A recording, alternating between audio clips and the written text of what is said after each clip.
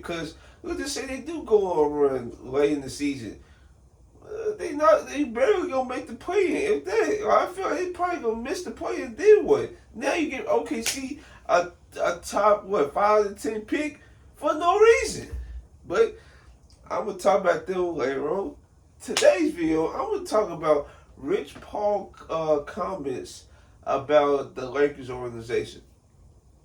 Now, I still think Rich Paul, like this Rich Paul, now this remove the agent tag from his name. Rich Paul, the fan, like I can definitely agree with that. That like he basically re-saying the freaking statements the Lakers fans have been saying for years now, pre Mark Walter, the new owner of the Los Angeles Lakers.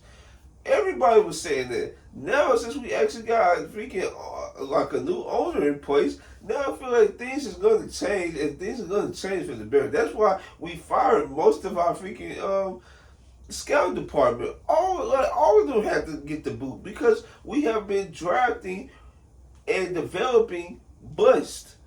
No draft pick of ours besides the one we just drafted, Adore Thero, the defensive wing for Arkansas. Besides him, like name me a draft pick that was ours that's still on our team. Taylor Horton Tucker didn't freaking pan up. Let me see. You can say Lonzo didn't pan out, but you see how he turned out for like once he got on the Pelicans, Chicago, and the Cleveland Cavaliers. Even though Cleveland Cavaliers are struggling right currently, like.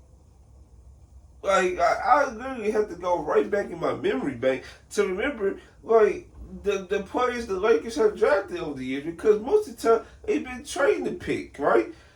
They traded for Russell Westbrook. They traded for Dennis Schroeder. Like they've been making deals with our pick. Then the years they should have made a deal for a pick, they decided to not do it and draft a bust. So yeah, and Max Christie, I feel like as of late, he's the only one that actually was trending towards being a good draft pick. But we had to trade him for Luka Doncic, so it is what it is.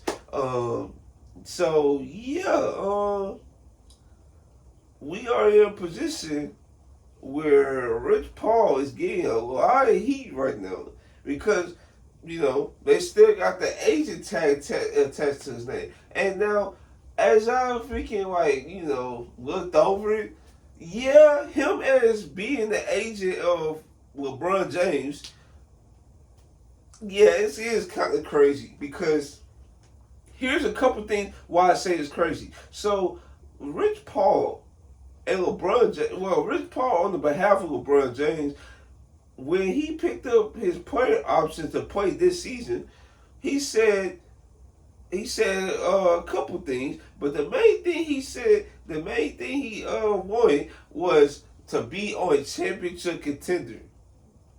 That was the main thing he said. And the fact that that statement was kind of iffy and was kind of like, is he going to stay? What does this mean? Is he going to request a trade? Is he going to stay in the Lakers? Like, what does this statement mean? Because this statement was playing on both sides of the fence. You want to play on a championship contender, but like you kind of iffy on the Lakers being a championship contender. That's interesting. So,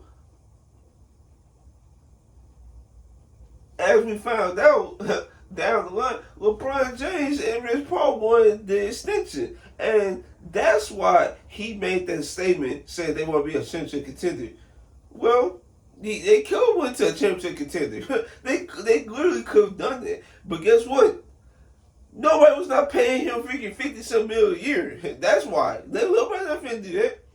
Well, what team is very very open with cap space, that's a contender that's willing to give LeBron James, let's just say, a 2-year 90, for example. Like, would somebody be willing to, sign him to that? I don't think so. 45 plus million a year, I don't know if somebody paying him that anymore at 41 years old. I just don't think so.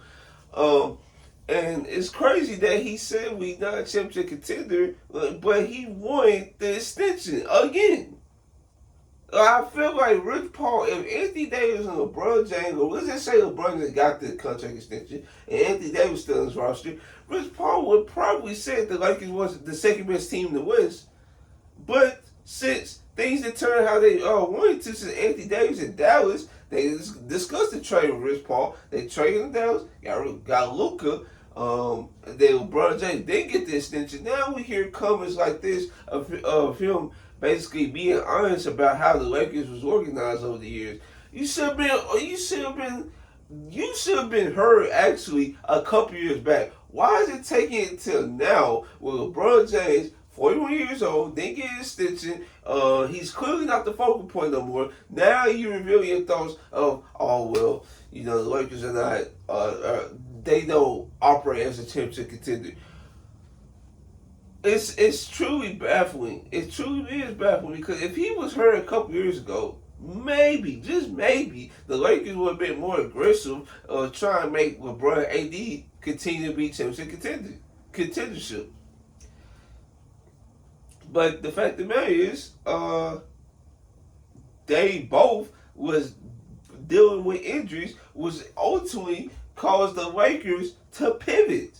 And this is a smart pivot then, because as we found out, a couple weeks ago, that there was tension between Anthony Davis and the Lakers brass about like how Anthony Davis went to the media about about him wanting a center or something like that. Even though we heard this before, but just want to reiterate.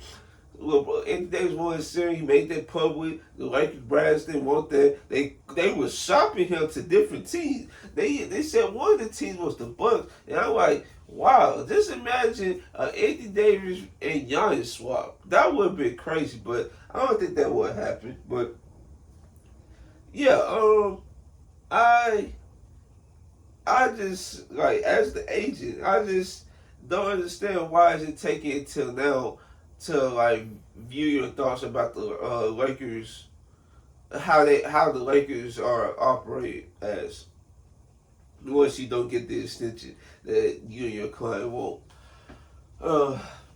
And yeah, like I'm gonna keep saying this. Like, if you don't view the Lakers as a championship contender, you ultimately going against your word in that statement saying that you and your client want to they like to compete for championships and want to be a contender. If this is not a contender, you got one or two options, my man. You got the option A is waiving no trade calls, and the Lakers can just go on about the day and find the right destination for you. Or option B, you wait till season over it, because I feel like the Lakers they need a couple moves, and I feel like with the new operation at hand, I feel like the Lakers are going to make a couple moves that's going to actually help this roster, and we got one of the best playoff performers on the roster, Luka Doncic. So, and he's in shape. So, if they just make a couple moves on the margins, this team is a legitimate championship contender, and they can compete. I didn't say beat, I said compete with the Oklahoma City Thunder, right?